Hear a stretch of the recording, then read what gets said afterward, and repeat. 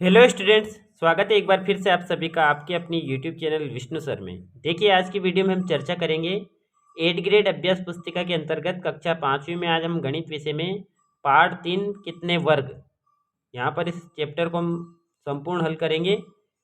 देखिए, इससे पहले आप चैनल पर यदि नए हो तो चैनल को सब्सक्राइब कर ले, जिससे आप तक हमारी प्रत्येक वीडियो पहुँचती रहे। तो देखिए, यहाँ पर पहला प्रश्न दिया हुआ है कि यदि आकृति में दिए गए छोटे वर्ग की भुजा की माप 1 सेंटीमीटर है तो किस आयत का परिमाप छोटा है। तो यहाँ पर देखना है हमें, सबसे पहले इनके परिमाप निकालना होगा, क्योंकि आकृति ए और आकृति बी। तो देखिए, यहाँ पर आकृति ए का जो परिमाप है वो कितना हो जाएगा। यहाँ पर कितनी है इसकी लंबाई, 1 2 3 4 5 6 6 सेंटीमीटर इसकी लंबाई है और 2 सेंटीमीटर इसकी चौड़ाई है। तो परिमाप यानी कि परिसीमा यानी कि कुल लंबाई कितनी हो जाएगी। तो यहाँ पर देखिए 6 2 8 6 2 8, तो यानी कि 8 दूने 16। यहाँ पर देखिए आयत ए का परिमाप हो जाएगा लंबाई धन चौड़ाई, उसमें फिर 2 का गुणा करेंगे, 2 गुणा लंबाई धन चौड़ाई। तो लंबाई और चौड़ाई को जोड़ा तो 6 और 2 8, और इसको दुगना किया हमने तो कितना हो जाएगा 8 दूने 16। क्यों किया दुगना, क्योंकि यहाँ पर 2 बार है, लंबाई भी 2 बार है और चौड़ाई भी 2 बार है। इसे आयत बी का देखिए, यहाँ पर लंबाई है इसकी 4 सेंटीमीटर और चौड़ाई है इसकी 3 सेंटीमीटर। तो 4 और 3 को जोड़ेंगे तो 7 और 2 का गुणा करेंगे 7 दूने 14, यानी कि आयत बी, जो हमारा आयत बी है उसका परिमाप छोटा है, क्योंकि वो 2 सेंटीमीटर कम है। अगला प्रश्न देखिए, किस आयत का क्षेत्रफल अधिक है। तो यहाँ पर देखिए क्षेत्रफल ए का क्षेत्रफल कितने वर्ग है, यहाँ पर 1 2 3 4 5 6 7, तो ए का क्षेत्रफल हो जाएगा 7 वर्ग सेंटीमीटर और बी का 1 2 3 4 5 6 वर्ग सेंटीमीटर, यानी कि आयत ए का क्षेत्रफल अधिक है। प्रश्न नंबर दूसरा देखिए, यहाँ पर दिया हुआ है कि यदि दिए गए वर्ग का क्षेत्रफल 4 वर्ग सेंटीमीटर है तो त्रिभुज का क्षेत्रफल कितना होगा। तो हमने देखिए यहाँ पर 2 भागों में बांट दिया वर्ग को, तो यहाँ पर त्रिभुज का क्षेत्रफल जो होगा वो आधा होगा किसके, वर्ग के क्षेत्रफल से। तो 4 वर्ग सेंटीमीटर है तो त्रिभुज का क्षेत्रफल हो जाएगा 2 वर्ग सेंटीमीटर। अगला प्रश्न देखिए, प्रश्न दिया हुआ है कि यदि एक छोटे वर्ग का क्षेत्रफल 1 वर्ग सेंटीमीटर है तो नीचे दी गई वर्गाकार आकृति का क्षेत्रफल वर्ग सेंटीमीटर में लिखिए। तो यहाँ पर देखिए ये आधा है और ये आधा है, तो आधा आधे 1 हो जाएंगे, फिर ये वाला आधा है और ये आधा है तो 2 हो जाएंगे, 3 4, फिर ये वाला आधा है और ये वाला आधा है तो ये भी कितना हो जाएगा 1, दोनों मिलकर। तो कितना हो गया था हमारा 1 2 3 4 5 और 6 7 और ये दोनों मिलकर 1 हो जाएंगे तो 8। तो इस प्रकार वर्गाकार आकृति का क्षेत्रफल कितना हो जाएगा 8 वर्ग सेंटीमीटर। अगला प्रश्न देखिए, प्रश्न नंबर तीसरा, दिए गए आयत का क्षेत्रफल 30 वर्ग सेंटीमीटर है तो त्रिभुज का क्षेत्रफल आयत का आधा है, तो त्रिभुज का क्षेत्रफल कितना होगा। तो देखिए आयत का क्षेत्रफल कितना दे रखा है 30 वर्ग सेंटीमीटर, तो त्रिभुज का क्षेत्रफल आधा हो जाएगा, यानी कि आयत का क्षेत्रफल का हम आधा कर देंगे। तो देखिए आयत का क्षेत्रफल 30 वर्ग सेंटीमीटर था, हमने उसको आधा किया तो कितना हो जाएगा त्रिभुज का क्षेत्रफल 15 वर्ग सेंटीमीटर।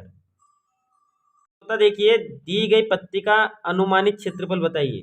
तो यहाँ पर देखिए जो आधे से अधिक है उसको हम 1 मानेंगे और आधे से यदि कम है तो उसको हम छोड़ देंगे। जैसे मान लीजिए यहाँ पर ये आधे से अधिक है इस वाले भाग में, तो 1 2 इसको छोड़ देंगे हम, 3 4 5 और ये 6। तो इस प्रकार कितने वर्गों को घेर रखा है इसने, 6 वर्ग को। तो यहाँ पर इसका पत्ते का अनुमानित क्षेत्रफल कितना हो जाएगा 6 वर्ग सेंटीमीटर। प्रश्न नंबर 5वां देखिए, प्रश्न नंबर 5वें में दिया हुआ है कि उपरोक्त आकृतियों में ए एवं बी में किस आकृति का क्षेत्रफल अधिक है। तो यहाँ पर देखिए इस आकृति में कितने वर्गों को घेर रखा है आकृति ए ने। तो यहाँ पर देखिए इसकी लंबाई हो जाएगी 1 2 3 4 5 6 और चौड़ाई हो जाएगी 1 2 3 4, तो 6 चौके 24, यानी कि यहाँ पर कितने वर्गों को घेर रखा है आकृति ए ने, 24 वर्गों को। और यहाँ पर आकृति बी में यहाँ पर देखिए 1 2 3 4 5 और 1 2 3 4 5, मतलब 50 25, यहाँ पर कुल कितने वर्ग को घेर रखा है इसने, 25 वर्गों को। तो किस आकृति का क्षेत्रफल अधिक है, तो आकृति बी का, क्योंकि इसका 25 वर्ग सेंटीमीटर है क्षेत्रफल और आकृति ए का 20 वर्ग सेंटीमीटर है।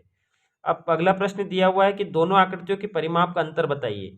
तो दोनों आकृतियों का परिमाप देख से हम निकाले तो इसकी लंबाई कितनी थी 6 सेंटीमीटर और चौड़ाई 4, तो 6 4 कितना हो जाएगा 10 और दुगना कर देंगे क्योंकि 2 2 बार है, तो कितना हो जाएगा 20 सेंटीमीटर और इसका परिमाप भी कितना हो जाएगा क्योंकि 5 5 है और चारों भुजा समान है, तो 5 चौके 20 सेंटीमीटर। दोनों का अंतर जो होगा वो कितना हो जाएगा, 0। प्रश्न नंबर 6 देखिए, यहाँ पर हमें उपरोक्त आकृति में दो भुजाएं ए बी और बी सी बनाई गई है। इसकी दो भुजाएं सी डी एम डी इस प्रकार बनाई जिससे कि बनी ये आकृति का क्षेत्रफल 8 वर्ग जाए। तो यहाँ पर देखिए हमने ये आकृति बनाई यहाँ से यहाँ तक और ए को फिर डी से मिला दिया। तो इस प्रकार जो आकृति बनी और इससे इसका क्षेत्रफल भी कितना हो जाएगा, ए बी सी डी का क्षेत्रफल भी कितना हो जाएगा, 8 वर्ग सेंटीमीटर।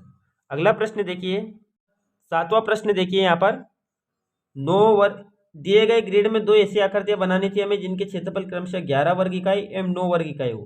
तो यहाँ पर देखिए 11 वर्ग इकाई वाला एक हमने क्या बनाया, एक आकृति बनाई जिसमें इसका क्षेत्रफल कितना, 11 वर्ग इकाई। 1 2 3 4 5 6 7 8 9 10 11।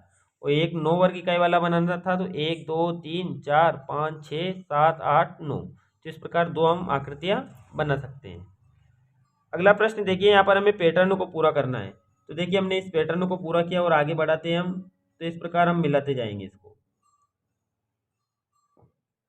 इस प्रकार इस पैटर्न को हम पूरा करेंगे।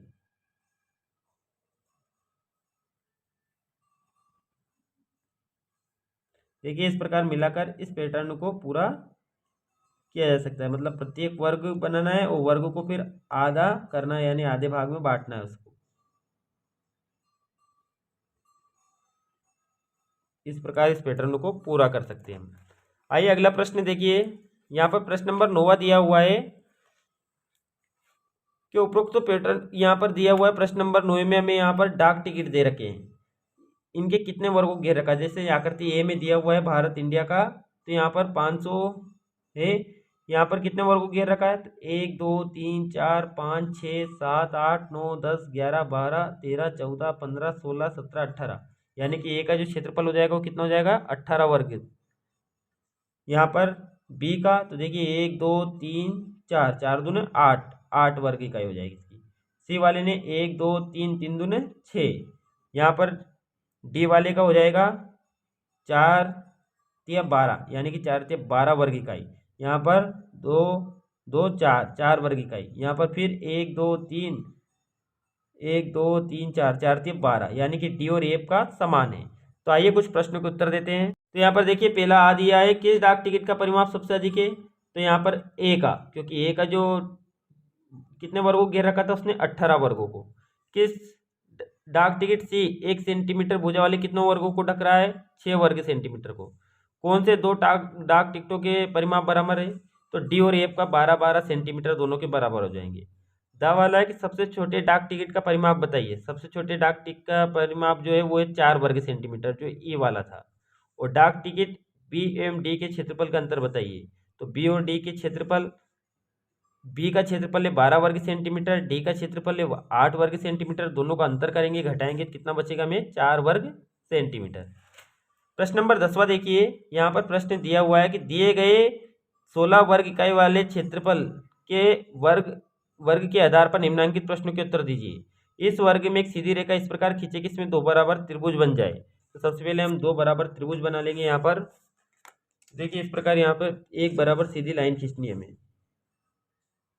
देखिए यहाँ पर हम लाइन खींचेंगे,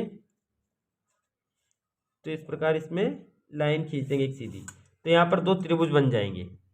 तो दो त्रिभुज बनेंगे तो इनका क्षेत्रफल कितना होगा, 8 8 वर्ग सेंटीमीटर। 8 क्योंकि दो बराबर भागों में बांट दिया तो 8 वर्ग सेंटीमीटर और 8 वर्ग सेंटीमीटर, क्योंकि कुल कितना है, 16 वर्ग सेंटीमीटर।